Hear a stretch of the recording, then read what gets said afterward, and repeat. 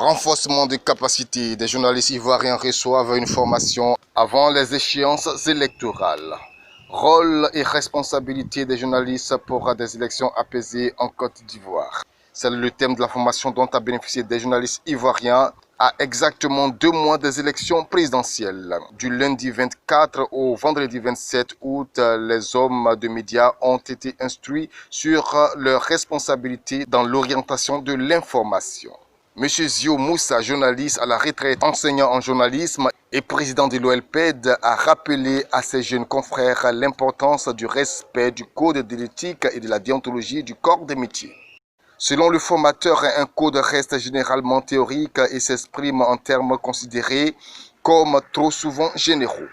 Face à cette problématique, M. Zio a déclaré que l'OLPED, la structure qu'il dirige, a résumé en 21 points pratiques le dit code en le transformant en grille d'écoute et de lecture. Il a mentionné entre autres l'apologie de la guerre, l'atteinte à la dignité humaine, l'incitation à la révolte, la violence et la xénophobie.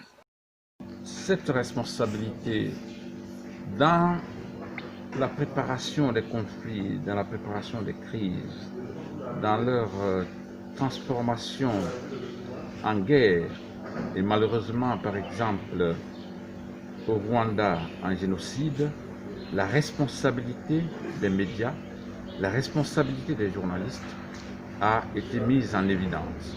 Et ce qui s'est passé en Côte d'Ivoire, pour ce qui concerne justement la crise en Côte d'Ivoire, et cette guerre qui a occasionné un peu plus de 3000 morts, la responsabilité des journalistes a été mise aussi au jour, a été mise en lumière. Et beaucoup de personnes ont mis en lumière, arguments à l'appui, preuves à l'appui, par ce qu'ils ont écrit dans les colonnes de leurs journaux de la presse écrite et imprimée, ont participé à la survenue du conflit, sa transformation en crise et sa cristallisation en guerre qui a fait plus de 3000 morts. Le président de l'OLPED a précisé que la déontologie dans sa mise en œuvre en Côte d'Ivoire, à l'instar de d'autres pays, pose un problème majeur. Pour emmener le journaliste professionnel à respecter les règles de la corporation, il doit être sujet à 3 types de pression. M. Zio a cité la pression physique externe, la pression morale et la morale externe qu'exercent les règles d'éthique professionnelle. Lors de cette formation, les journalistes ont aussi appris leurs droits et devoirs. Il faut justement que les journalistes mesurent leurs responsabilités, que les journalistes prennent conscience de leurs responsabilités dans ce qu'on appelle les crises et dans les difficultés futures qui quittent la Côte d'Ivoire pour travailler à apaiser véritablement l'environnement.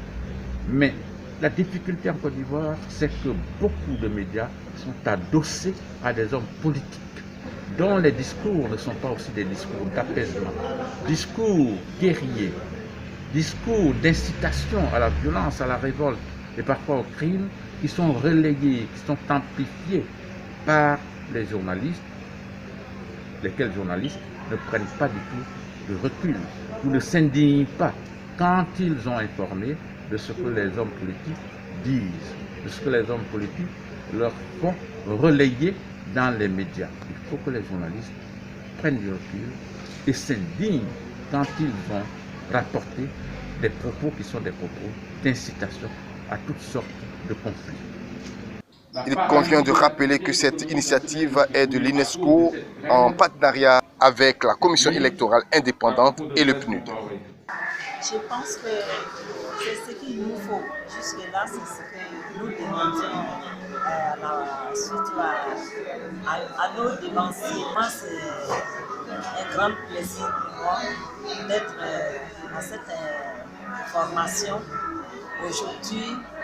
Je peux dire par là qu'il nous a ouvert les yeux et puis qu'il nous a donné aussi l'ouverture de l'intelligence. Je pense qu'il est toujours bon de réviser nos droits et devoirs parce que la routine souvent nous entraîne dans le péché. Donc cette formation nous permet de nous remettre en cause et puis de repartir sur de nouvelles bases afin de mieux traiter l'information que nous publions, afin d'éviter tout doucement dans tout ce qui peut être considéré comme faute journaliste en cette période très sensible d'ailleurs des élections qui arrivent.